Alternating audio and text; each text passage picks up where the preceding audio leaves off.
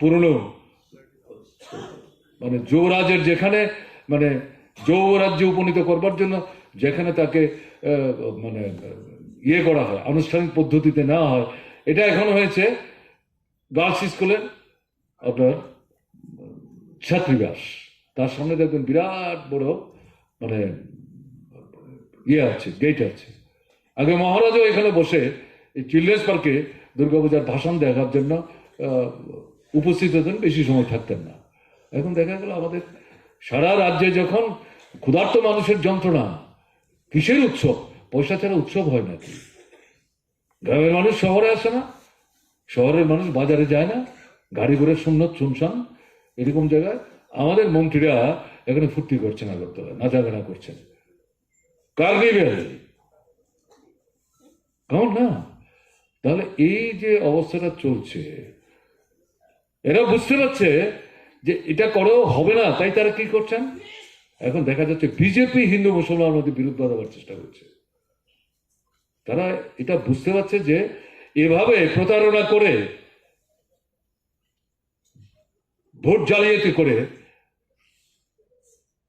24-এর নির্বাচনে না হয়, 23-এর নির্বাচনে না হয় জিতা গেল, সরকার রাখা গেল, তাও পারতো না যদি তীব্রাবথা এই প্রতারণা ব্যবস্থাটা না করতো। অনেকে বলেন বিশ্বাসঘাত হতো, কিসের বিশ্বাসঘাতকতা? প্রতারণা করেছে। আমরা তো তাদের বিশ্বাস করবে, মার্ক্সবাদী কমিউনিস্ট পার্টি তাদের বিশ্বাস করবে। কাজে আমরা এই কারণে বলছি বিশ্বাসঘাতকতা, প্রতারণা করেছে, জেনে বুঝে করেছে, বিজেপিকে সাহায্য করার জন্য। শুনেছেন আপনারা, আমি সেখানে যাচ্ছি না। তাহলে এই জায়গাটার মধ্যে এখন কি দেখা যাচ্ছে? ভাগ করে নিয়েছে দায়িত্ব। বিজেপি ঠিক করেছে আমরা হিন্দু মুসলমানের মধ্যে বিভাজন তৈরি করবো, আর তোমরা ট্রাইবেল নন ট্রাইবেলের মধ্যে করবে। সরকার চলছে মানে এটা একটা দুর্নীতির আড্ডাখানা হয়ে গেছে।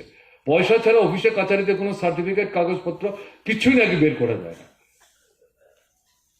আমাদের পার্টির মহকুমা কমিটিগুলি সম্মেলন শেষ হয়েছে, জেলা সম্মেলন শেষ হওয়ার পথে, রাজ্য সম্মেলন সামনে হবে। কয়েকটা মহকুমা সম্মেলনে যাওয়ার সুযোগ হয়েছে আমার, আমি মানে সকর্ণে শ্রবণ করে এসেছি। কয়টা জেলা সম্মেলন উপস্থিত থাকার সুযোগ হয়েছে। দুর্নীতি কোন জায়গায় গেছে তথ্য দিয়ে দেখা যাচ্ছে রিপোর্টের মধ্যে আমাদের নেতৃত্ব তুলে ধরবার চেষ্টা করেছে।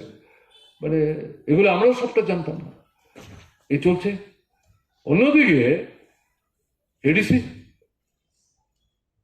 মাসের শেষে প্রথম সপ্তাহে কর্মচারীরা বেতন পাবে কিনা অনিশ্চিত।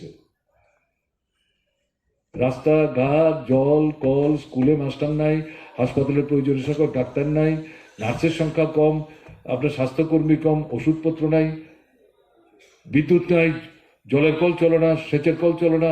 অন্য জায়গায়ও এডিসি তো তিনি তো কি বলছেন, আমাদের রাধাচরণ বলবার চেষ্টা করছিলেন 15 লক্ষ উপজাতির স্বার্থ রক্ষার জন্য তিনি একমাত্র ব্যক্তি।